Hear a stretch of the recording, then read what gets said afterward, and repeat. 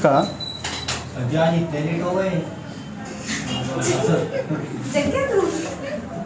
सुन लो, भारत शासन अधिनियम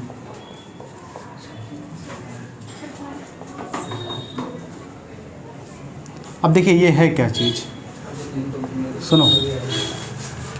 पूरी की पूरी हमारी जो कॉन्स्टिट्यूशन है, पूरा भारत का संविधान दो हिस्सों में पढ़ा जाता है। एक हिस्सा तो होता है, इसको बोलते हैं कंपनी का शासन, ईस्ट इंडिया कंपनी का शासन, और दूसरा होता है क्राउन का शासन, जिसको शाही शासन भी कहते हैं। ये किसके द्वारा चला जाएगा? महारानी के द्वारा। तो यहाँ से 1858 तक का जो हमने पढ़ा है, इसमें तो सारा ईस्ट इंडिया कंपनी का था। अब ये पूरा का पूरा किसके अंडर में आ जाएगा? क्राउन के, महारानी के। तो धीरे धीरे क्या करेंगे, ईस्ट इंडिया कंपनी के ख़त्म होने की भी बात आ जाएगी यहाँ से। तो यहाँ से फिर पूरा का पूरा जो शासन चलेगा ये क्राउन के अधीन चलेगा, और इसमें बहुत सारे चेंजेस किए जाएंगे। कारण वही था, 1858 की क्रांति की वजह से ये आरोप लगाया गया कि कंपनी कंट्रोल करने में विफल रही, जिसकी वजह से क्राउन का शासन लाना मजबूरी हो गया। तो अब इसके आगे से लिखना स्टार्ट करिए, लिखिए।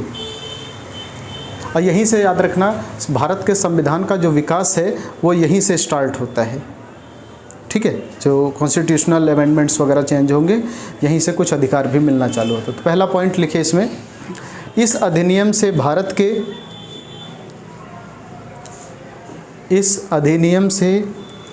के संविधान का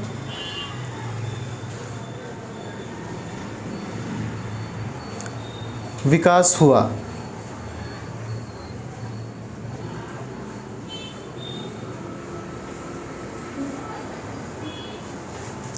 नेक्स्ट, अगला पॉइंट, नए प्रांतों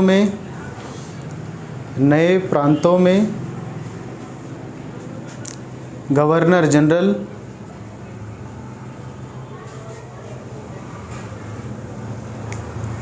विधायी कार्यों के लिए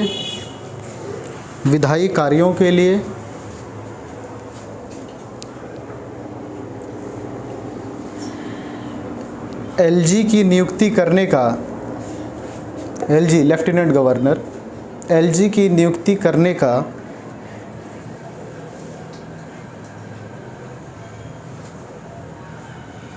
कॉमा अपनी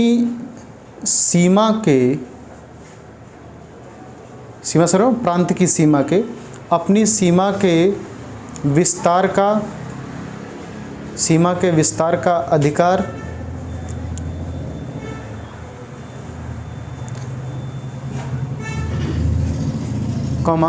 प्रांत या प्रेसिडेंसी के नाम में परिवर्तन,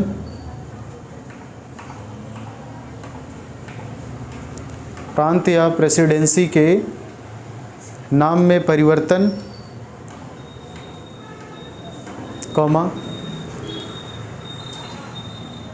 प्रांत का दो या दो से अधिक भागों में विभाजन का अधिकार दिया गया।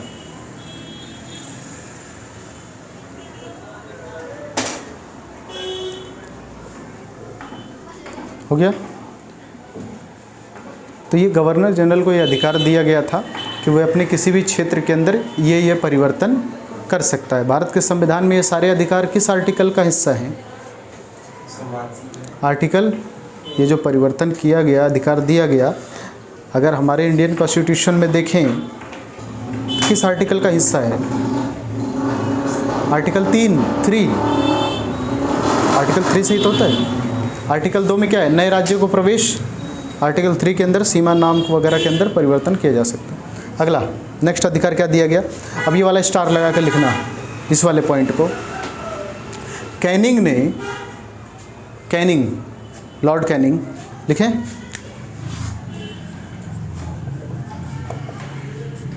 कैनिंग ने भिन्न भिन्न विभाग के सदस्यों को भिन्न भिन्न विभाग के सदस्यों को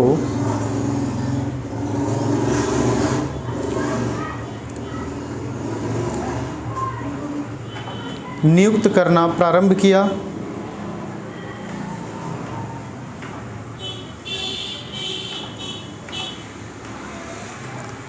नियुक्त करना प्रारंभ किया और यहीं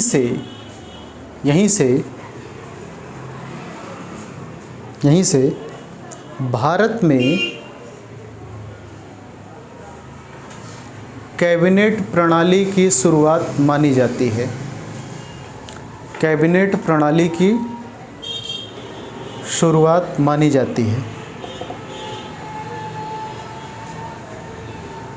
नेक्स्ट,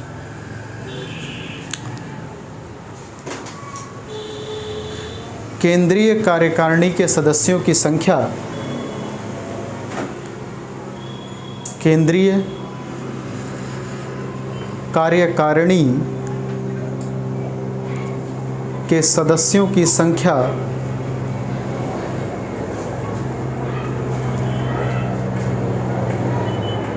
को बढ़ाकर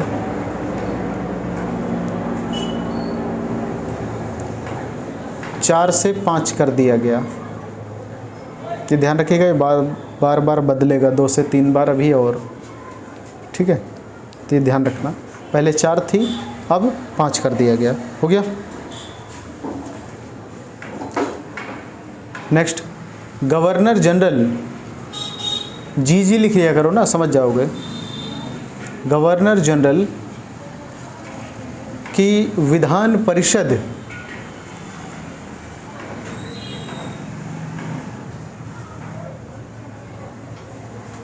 को बढ़ाकर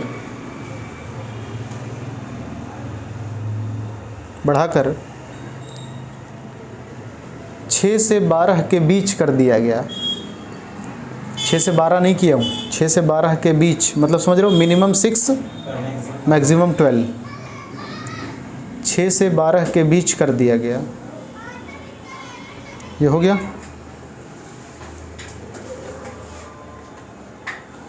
और इन्हें 2 वर्ष की नियुक्ति का अधिकार मिला। इन्हें 2 वर्ष की नियुक्ति का अधिकार मिला।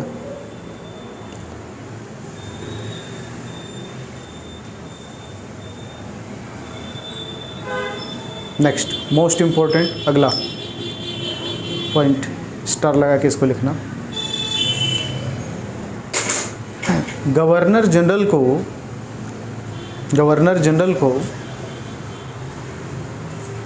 ये गवर्नर जनरल ऐसे समझिए हमारे भारत का राष्ट्रपति है। ये इतनी शक्ति इसको मिलती थी गवर्नर जनरल को।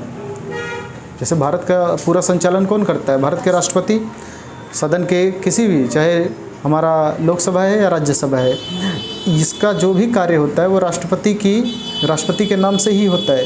तो ऐसे गवर्नर जनरल था, सारे के सारे रूल रेगुलेशंस ऑर्डर देने का काम गवर्नर जनरल का था। तो पहली बार क्या मिला गवर्नर जनरल को? ऑर्डिनेंस जारी करने का अधिकार। तो लिखिए, गवर्नर जनरल को अध्यादेश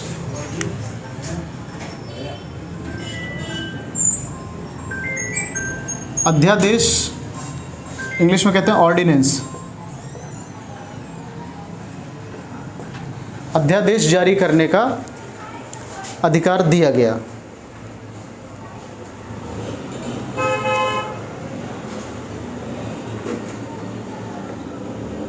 अध्यादेश जानते हैं क्या होता है? अध्यादेश का मतलब, अध्यादेश की मीनिंग क्या होगी? अधिकार के साथ आदेश देते हैं, और ये आदेश देने का हमें अधिकार है। जैसे पिताजी आपको क्या कहेंगे, ये गिलास उठाओ वहाँ रख दो, वो इतना फोर्सली क्यों बोल रहे हैं? क्योंकि उनको अध्यादेश जारी करने की शक्ति मिली हुई है। यानी अगर नहीं करोगे तो उसके बाद का भी उनके पास अधिकार है। समझे? अधिकार है वही वाला। अब ये पिताजी से तुम उल्टा नहीं कह सकते ना, तुम्हारे पास वो वाला अधिकार नहीं है, तो इनके पास ये अधिकार होता है। तो अब देखिए इसमें होता क्या था। अध्यादेश का मीनिंग क्या है? कोई भी नियम कानून, जैसे हमारे भारत के अंदर क्या होता है कि अचानक कोई डिसीजन लेना है, या कोई नियम बनाना है, और उस नियम को बनाने के लिए पहले बिल आएगा सदन के अंदर। उस बिल को 3 चरणों से गुजारा जाएगा, प्रथम वाचन, द्वितीय वाचन, तृतीय वाचन।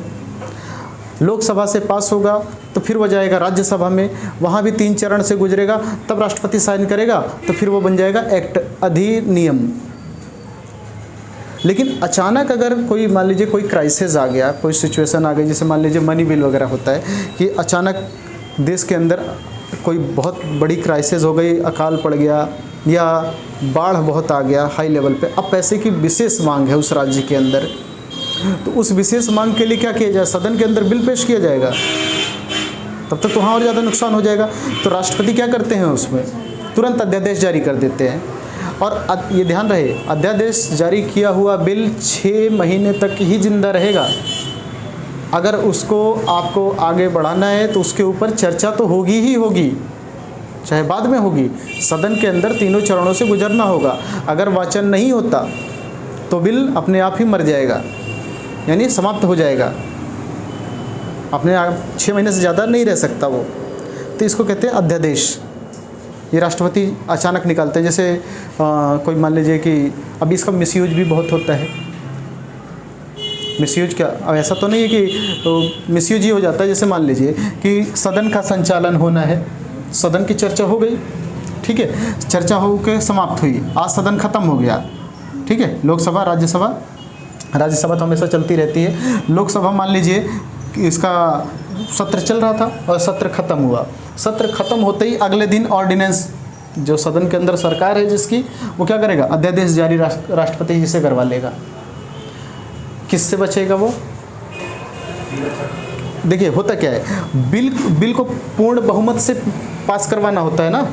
अब मान लीजिए जैसे इस समय नरेंद्र मोदी जी की सरकार है, तो जाहिर सी बात है उनके सांसद सबसे ज़्यादा हैं सदन के अंदर, और अगर वो कोई अध्यादेश लेकर के आते हैं, कोई अध्यादेश पारित करवाते हैं राष्ट्रपति जी से, तो क्या करेंगे, पहले से ही अपने खुद के सांसदों से, बहुमत है, बहुमत की सरकार है, पहले से बोल देंगे हाँ जी इन सब सांसदों की विशेष मांग है और अध्यादेश जारी किया जाए। तो विपक्ष में तो कोई है नहीं, राष्ट्रपति महोदय वहाँ से क्या कर देंगे, पास कर देंगे। तो किस चीज़ से बच जाएंगे वो, सदन के अंदर बहस से बच जाएंगे, क्योंकि बिल अगर पेश होता है तो उसके ऊपर चर्चा परिचर्चा होती है, उसी को बहस कहा जाता है।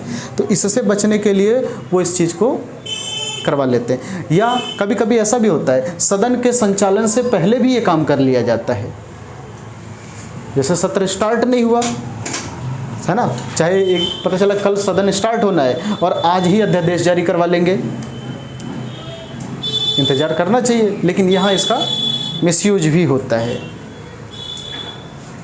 चर्चा तो बाद में होगी, लेकिन उस समय के कामों से बच जाते हैं। तो इस चीज़ के लिए था। अब अगर इसी के आगे नेक्स्ट लिखिए, थोड़ा सा समझना जरा, एक चीज़ और समझाना है। देखिए कार्यकारिणी इनकी जो सदन है कैसे काम करती थी, ये है 2 पार्ट। ये क्या है, कार्यपालिका, जो बनाए हुए नियम को लागू करवाएगी। बीच में है गवर्नर जनरल, है ना, बीच में गवर्नर जनरल है। और ये है विधायिका, विधायिका यानी कि जो विधि निर्माण का काम करेगी, लॉ का काम करेगी। इसमें सदस्य हैं 6 से 12, अभी लिखवाया है ना। मैक्सिमम सदस्य कितने, 12 हो सकते हैं, मिनिमम 6 हो सकते हैं। इसके अंदर 5 सदस्य, 4 से बढ़ाकर 5 कर दिया गया।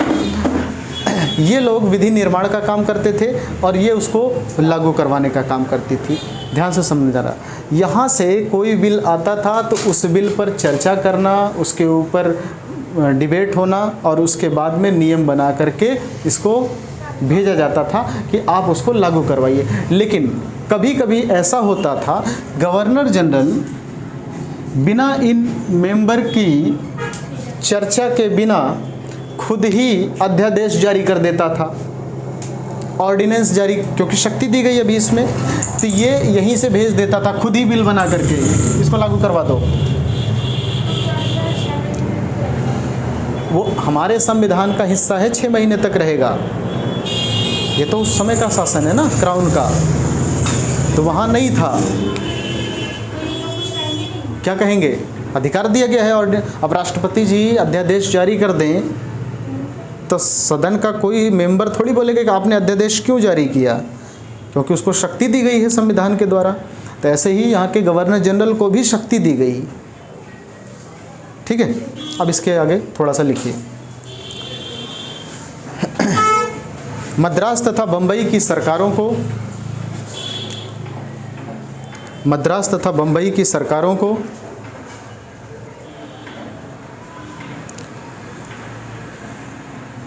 सरकार बनाने का अधिकार दिया गया, सरकार बनाने का अधिकार दिया गया।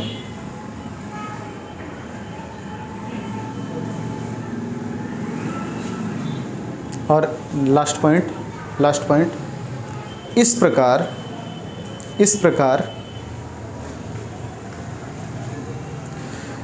इस अधिनियम के द्वारा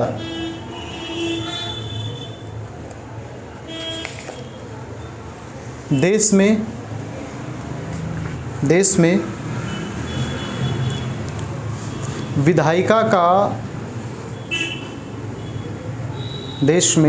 विधायिका का विकेंद्रीकरण,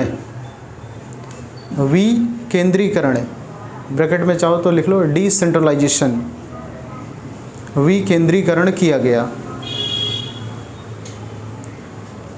हो गया।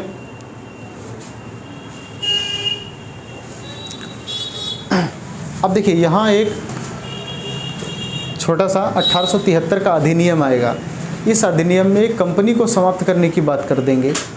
पहले 1853 वाले एक्ट में इन्होंने बात की थी कंपनी के शासन को समाप्त करेंगे, लेकिन अब ये नया अध्यादेश लेकर के आएंगे और इसमें बात कह देंगे कि हम कंपनी को कभी भी समाप्त कर सकते हैं, यानी ईस्ट इंडिया कंपनी को ही पूरी तरह से समाप्त कर देंगे। तो अगला है आपका 1873 का अधिनियम। 1873 का अधिनियम लिखिए। इस अधिनियम के द्वारा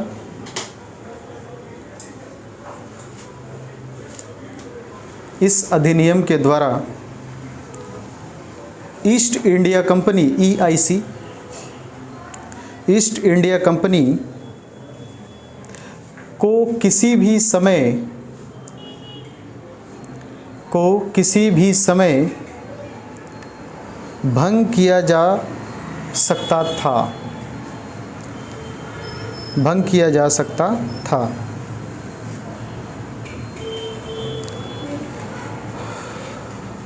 ये पढ़े हो, ईस्ट इंडिया कंपनी को कब पूरी तरह से समाप्त कर दिया गया।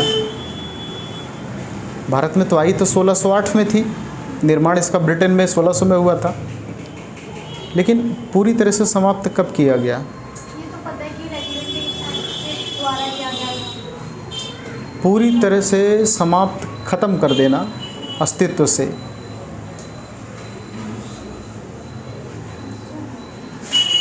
एक नोट करके लिख लो इस बात को, कहीं अगर मान लो किसी क्वेश्चन या किसी एग्जामिनेशन वगैरह में आ जाता है।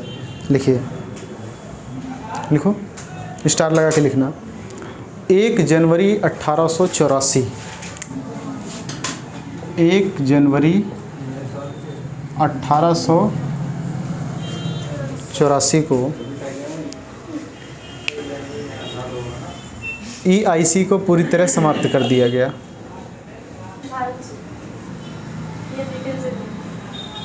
भारत से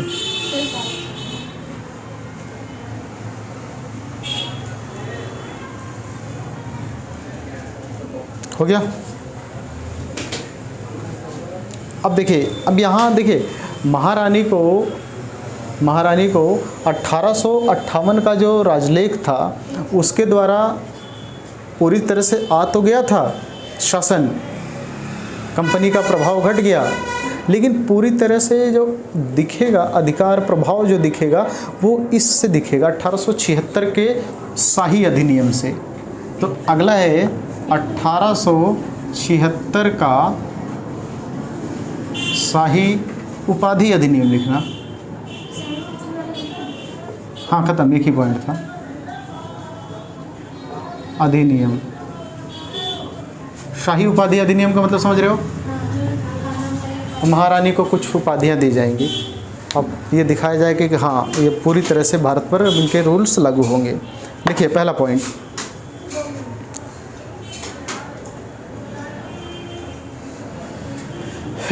इस अधिनियम के द्वारा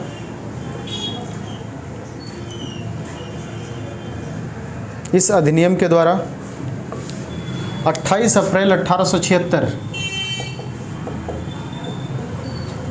28 अप्रैल 1876 को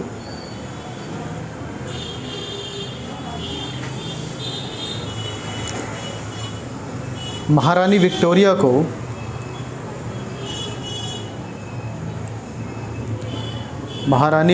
को भारत की सामग्री घोषित किया गया। भारत की सामग्री ऐसे लिखा जाएगा, सामग्री रानी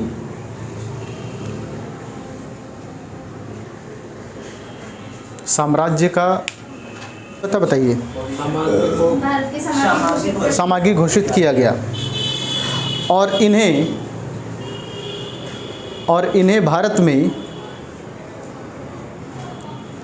कैसर ए हिंद की उपाधि दी गई। कैसर ए हिंद, कैसर ए हिंद की उपाधि दी गई। हो गया। नेक्स्ट पॉइंट, ये इंपॉर्टेंट है, ध्यान रखिएगा ये वाला पॉइंट, इसको भी स्टार लगा के लिखिएगा। कार्यकारिणी में कितने सदस्य थे? कार्यकारिणी में 6 से 4 से 5 सदस्य थे, ठीक है। उसमें एक सदस्य और बढ़ेगा, लिखिए कार्यकारिणी के सदस्यों की संख्या को बढ़ाकर, कार्यकारिणी के सदस्यों की संख्या को बढ़ाकर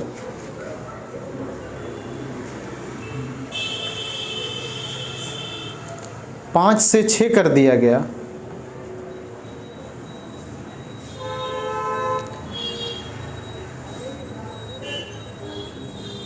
और छठवें सदस्य के रूप में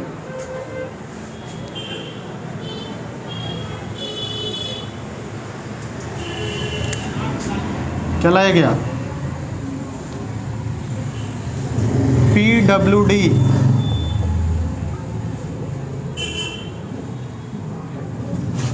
पब्लिक वर्क डिपार्टमेंट, यानी हिंदी में क्या कहते हैं?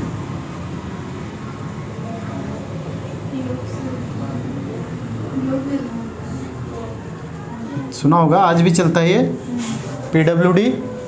दिल्ली वगैरह में देखिए जितने भी काम होते हैं PWD करवाती है ना, पब्लिक वर्क डिपार्टमेंट, लोक निर्माण विभाग।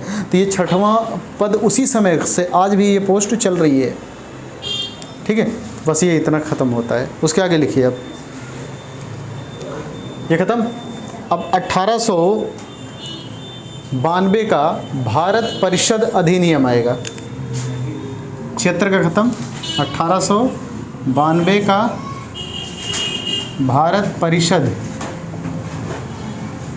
अधिनियम,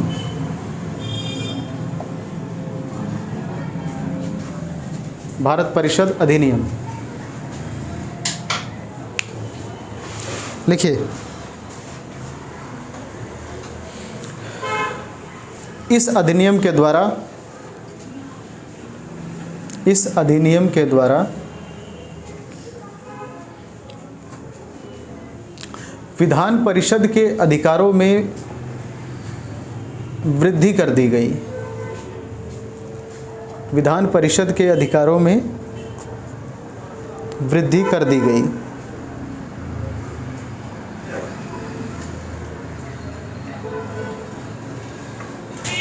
नेक्स्ट, भारतीय सदस्यों को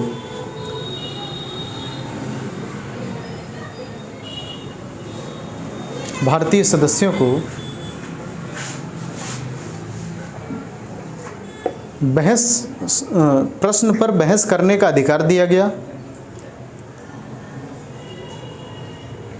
प्रश्न पर बहस करने यानी चर्चा करने का अधिकार दिया गया।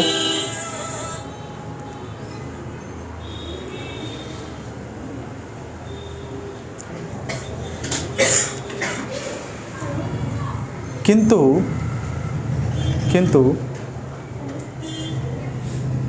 प्रश्न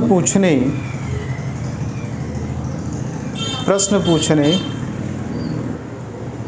एवं मतदान करने का, मतदान वो वाला मतदान नहीं, सांसद विधायक वाला, सदन के अंदर किसी बिल के ऊपर जो वोट करते हैं, मतदान करने का अधिकार नहीं दिया गया।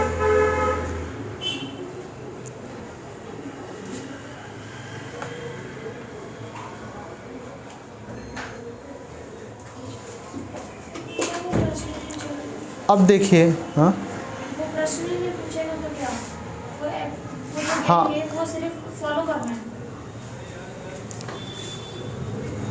सीएजी का नाम सुने हो? सीएजी क्या है? है ना, हाँ, जिसको अटॉर्नी जनरल कहते हो, सदन के चर्चा में भाग ले सकता है लेकिन वोट नहीं दे सकते। कार्रवाई के अंदर हिस्सा ले सकते हैं, बैठ करके वो सदन के रूप में बैठ सकते हैं। मैं उसमें नहीं कह रहा हूँ कि जा कर के ऑडियंस के उसमें बैठना है, सुनना है, नहीं, सदन के अंदर बैठ सकते हैं वो, लेकिन उस पर वोट नहीं कर सकते, उसके ऊपर प्रश्न नहीं पूछ सकते। जैसे आप सदन का संचालन देखते होंगे तो सदन के अंदर कोई अगर मान लीजिए कि किसी मंत्री ने कोई प्रश्न पूछा है तो देखिए वो पूरा का पूरा इकट्ठा करके कागज़ वागज लेके आते हैं। कोई नेता अगर कोई बयान देता है, देखिए उसके पास बहुत सारे पेपर होते हैं, होता है। तो ये कौन प्रश्न पूछेगा, क्या प्रश्न पूछेगा, इसके लिए पहले ही जो स्पीकर महोदय होते हैं उनको वो प्रश्न दे दिया जाता है कि हम इस मंत्री से ये सवाल पूछना चाहते हैं। प्रश्न 3 तरह के होते हैं ना, एक तारांकित स्टार्ड क्वेश्चन, एक अतारांकित प्रश्न और एक कॉमन प्रश्न होता है। 3 टाइप के प्रश्न पूछे जाते हैं सदन के अंदर। उसके अंदर ये होता है कि अब मान लीजिए प्रश्न पूछा गया तो उसके अंदर प्रश्न पूछने के बाद में कुछ भी बीच में नहीं पूछ लेना है। जो पूछना है उसके लिए पहले स्पीकर महोदय को बताया जाता है ये प्रश्न पूछेंगे, तो वो जो प्रश्न होता है उस प्रश्न की एक एक फ़ोटोकॉपी जितने सदस्य होंगे सबके पास पहुंच जाएगा कि ये सवाल आज ये सदन के अंदर चर्चा होगी, ये प्रश्न होंगे, सबके पास मौजूद होती है उसकी एक कॉपी। और जो मंत्री होता है उस हर मंत्री का अपना एक कार्यालय होता है, तो कार्यालय का हर मंत्री को अपना एक सेक्रेटरी मिलता है जिसको सचिव कहते हैं। तो वो सचिव अपने सदस्यों के साथ मिलकर उस प्रश्न का जवाब तैयार करके मंत्री जी को देते हैं। इसलिए देखिए इतना सारा पेपर लेकर के आते हैं उसका जवाब देने के लिए। सर जो क्वेश्चन मिलता है हमें, हाँ, तो पहले पता चल जाता है तो अरे तो भाई क्वेश्चन तो पता नहीं चलेगा फिर जवाब कैसे तैयार करके ले आएगा। आपने किसी विशेष मान लीजिए कि कोई फाइनेंस से रिलेटेड कोई प्रश्न है, आपने पूछा है कि इस पर बताइए, ये फॉर एग्जांपल जैसे मान लीजिए कि भारतमाला प्रोजेक्ट है सड़क बनाने वाला। अब भारतमाला प्रोजेक्ट पे पूछा गया कि भाई किस सड़क के लिए कितना कितना आपने राशि जारी की है, सड़क परिवहन मंत्री जी बताएं इसको, तो सारा याद होगा। सर इसमें बोले बहस कर सकते हैं लेकिन क्वेश्चन को करना पड़ सकता है। हाँ, बहस करिए, चर्चा करिए, कोई दिक्कत नहीं है। और उसको कोई आर्ग्यू होगा तो कैसे करेंगे? नहीं करना है ना, उसमें ये अभी अधिकार नहीं दिया गया है। बिल के ऊपर वोट करने का भी अधिकार नहीं दिया है कि हाँ ये बिल पेश होना चाहिए, पेश होने के बाद में उसके ऊपर ये बिल पास हो जाए, उसके अंदर हम यस या नो का जवाब दे रहे हैं, ये भी अधिकार अभी नहीं दिया गया। बहस करने का दिया गया है, शुरुआती चरण है, इतना ही काफ़ी है। कम से कम अपनी बात को उठा तो सकते हैं, समझिए। धीरे धीरे आगे अधिकार दिया जाएगा। कहाँ तक पहुँचे हम लोग? अधिकार नहीं दिया गया। हाँ, अब देखिए, अब इसमें एक सदस्य बढ़ाया है, किसमें? कार्यकारिणी वाले में, है ना।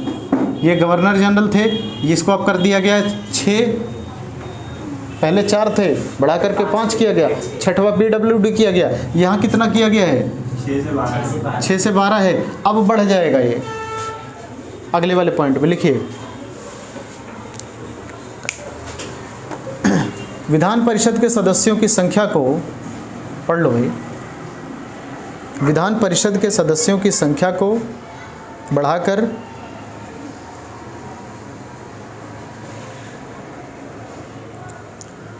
10 से 16 कर दिया गया, 10 से 16 कर दिया गया।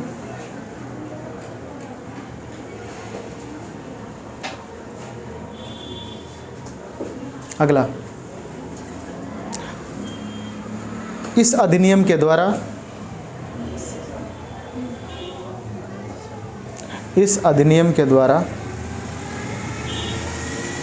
निर्वाचन प्रणाली का आरंभ हुआ, निर्वाचन प्रणाली का आरंभ हुआ।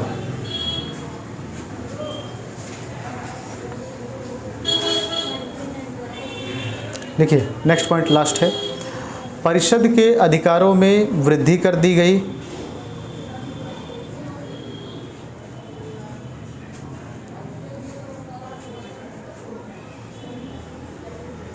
और इस प्रकार संसदीय, देख रहे हैं धीरे धीरे कैसे राजशाही से संसद का निर्माण हो रहा है, और इस प्रकार संसदीय व्यवस्था का प्रारंभ हुआ।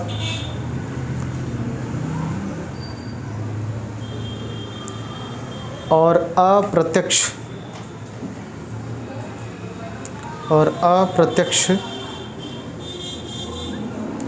निर्वाचन प्रणाली प्रारंभ हुई, अप्रत्यक्ष निर्वाचन प्रणाली प्रारंभ हुई। अप्रत्यक्ष समझ रहे हो, हम लोग वोट नहीं दे रहे हैं, उसमें जनता नहीं दे रही है वोट, सदन के सदस्य ही आपस में वोट, जैसे राष्ट्रपति महोदय हैं तो राष्ट्रपति को हम प्रत्यक्ष चुनाव थोड़ी देते हैं, सदन के सदस्य ही उनको वोट देते हैं। हो गया। अब मोस्ट इम्पोर्टेंट आएगा, खतरनाक, लिखिए, सबसे ज़्यादा इम्पोर्टेंट स्टार लगाकर लिखना इस अधिनियम को। 1909 का अधिनियम,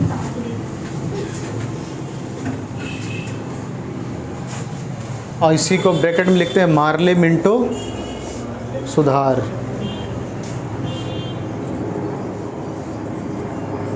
मार्ले मिंटो सुधार मोस्ट इम्पॉर्टेंट है, ध्यान रखिएगा। यहाँ से अब इन लोगों की फूट डालो और राज करो की जो नीति है, अब ये खुल करके धीरे धीरे सामने आएगी। फूट डालो मतलब धार्मिक। 1805 में बंगाल का विभाजन किया गया, ठीक है, लॉर्ड कर्जन के द्वारा, लेकिन वहाँ इस बात को ये लोग छिपाए रहे, नहीं कोई धार्मिक भेदभाव नहीं है, लेकिन इस वाले में होगा। पहले इनका थोड़ा सा देखना एक कर क्या रहे हैं, समझना ज़रा। वोटिंग प्रक्रिया प्रारंभ हुई है, ठीक है। अब यहाँ से ये जनता के द्वारा धीरे धीरे सदस्यों को चुनने का काम करेंगे सदन के अंदर। तो देखिए ये सदन के अंदर कैसे वोटिंग कर रहे हैं। मान लीजिए कोई क्षेत्र है, उस क्षेत्र में हिंदू प्रत्याशी भी है, मुस्लिम प्रत्याशी भी है, ठीक है, लेकिन हिंदू आबादी ज़्यादा है और मुस्लिम आबादी कम है, मान लीजिए। तो अगर मान लीजिए एक कैंडिडेट खड़ा हुआ है हिंदू, एक कैंडिडेट खड़ा हुआ है मुस्लिम, अब मुस्लिम वाला जो वोटर है उसको क्या अधिकार दिया गया है कि क्योंकि तुम मुस्लिम हो और माइनॉरिटी में हो, अल्पसंख्यक हो, संख्या बल आपका कम है, हिंदू संख्या में बहुत ज़्यादा हैं, तो मुस्लिम कैंडिडेट को, ये जो मुस्लिम कैंडिडेट है, यहाँ पर एक जो वोटर है इस वोटर के पास में 2 वोट होगी, ठीक है। इस वोटर को, मुस्लिम वाले को ध्यान रखना, ये वोटर कौन है, ये मुस्लिम वोटर है, मुस्लिम वोटर है। इसको ये अधिकार दिया गया कि आप अपनी एक वोट तो हर हाल में किसको दोगे, मुस्लिम को ही दोगे। क्यों? क्योंकि आपकी संख्या कम है।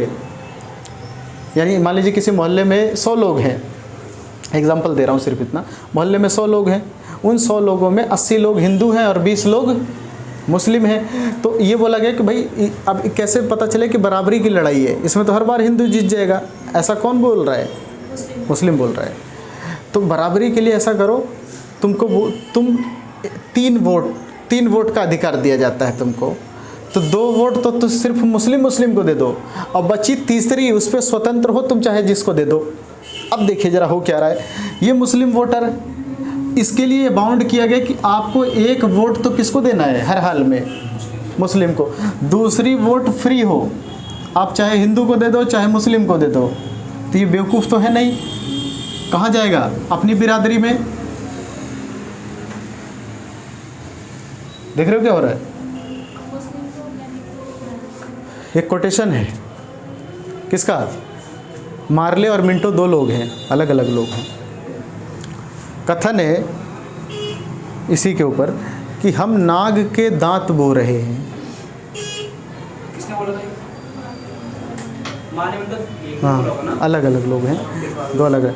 हम नाग के दांत बो रहे हैं जिसके विष भविष्य में बहुत भयानक होंगे, और हुआ भी यही। बाद में आदत पड़ जाएगी इस चीज़ की, ठीक है। तो यही इसमें मेन है। लिखो जरा, थोड़ा सा लिखवाते हैं। मार्ले तथा मिंटो का सुधार 1892 के इससे ऊपर वाला अधिनियम जो था, दोषों को दूर करना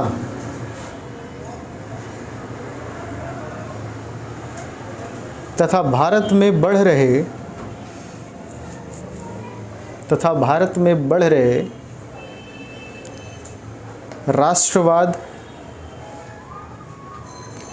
और उग्रवाद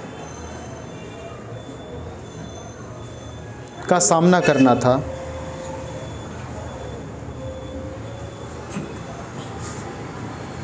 अगर पद का नाम लिखना हो तो लिख लेना ज़रा इसमें। मार्ले क्या है, मार्ले का नाम है, मार्ले भारत के सचिव हैं। मार्ले कौन है, भारत सचिव। और मिंटो कौन है, वायसराय है, ठीक है।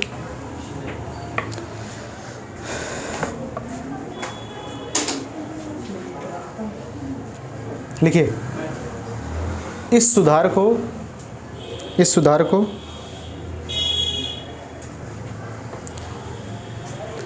अरुंडेल समिति, लिख लोगे, अरुंडेल समिति की सिफारिश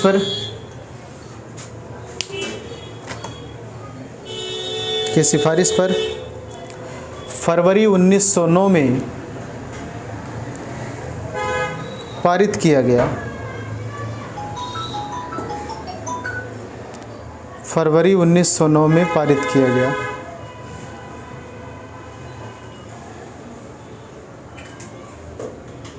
हो गया।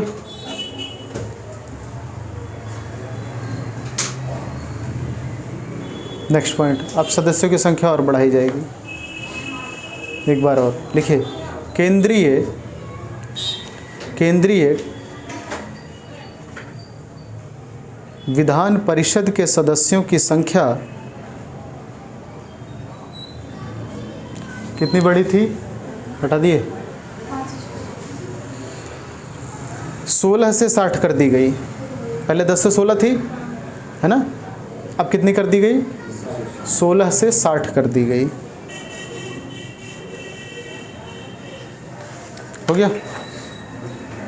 और थोड़ा सा और है, इसको कंप्लीट कर लेते हैं। इस अधिनियम के द्वारा अलग निर्वाचन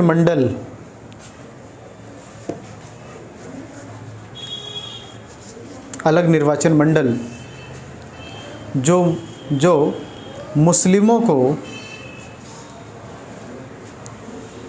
मुस्लिमों को पृथक यानी अलग पृथक मताधिकार का प्रथम मुद्दा अलग हाँ पृथक मताधिकार की व्यवस्था की गई थी। पृथक मताधिकार की व्यवस्था की गई थी। लो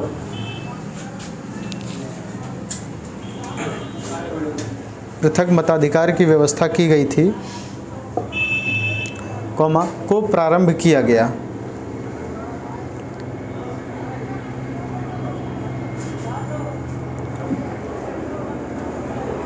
और इसी नीति के द्वारा पहली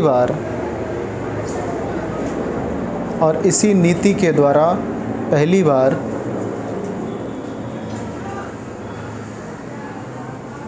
अंग्रेजों की फूट डालो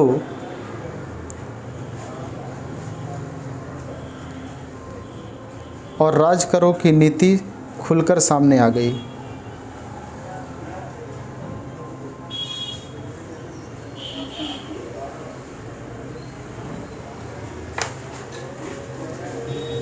हो गया। नेक्स्ट 2 पॉइंट और हैं। अब देखिए पिछले वाले में बिल के ऊपर चर्चा करने का अधिकार दिया गया था, है ना। अब इसमें क्या करेंगे, काउंटर क्वेश्चन पूछने का भी अधिकार दिया जाएगा और वोटिंग का भी अधिकार मिल जाएगा। शुरुआत हुई थी ना, वहाँ लड़ रहे थे आप लोग हम का। लिखिए काउंटर क्वेश्चन का नहीं समझ रहे हो। मंत्री से मान लीजिए, मंत्री से कोई किसी ने सवाल मान लीजिए आपने ही पेश किया है, आपको तो खैर अधिकार नहीं है, लेकिन आपको भी दिया गया क्वेश्चन पूछने का, ठीक है, ये भारतीयों को मिला है। लिखिए इस अधिनियम में बजट पर चर्चा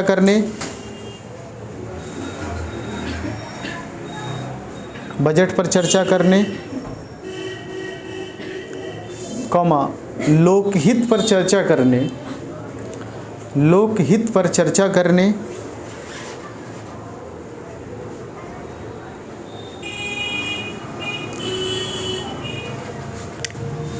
अनुपूरक प्रश्न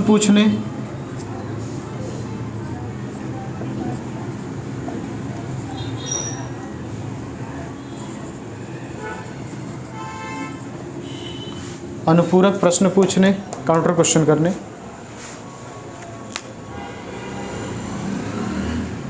का अधिकार प्रदान किया गया।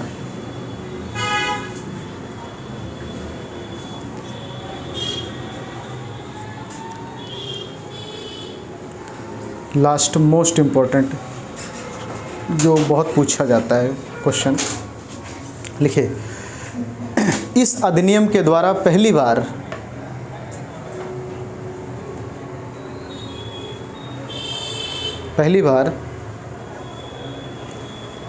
भारत परिषद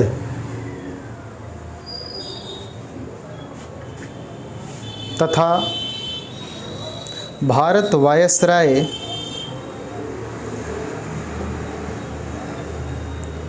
की कार्यकारिणी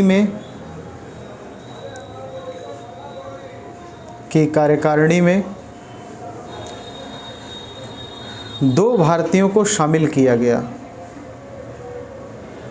2 भारतीयों को शामिल किया गया।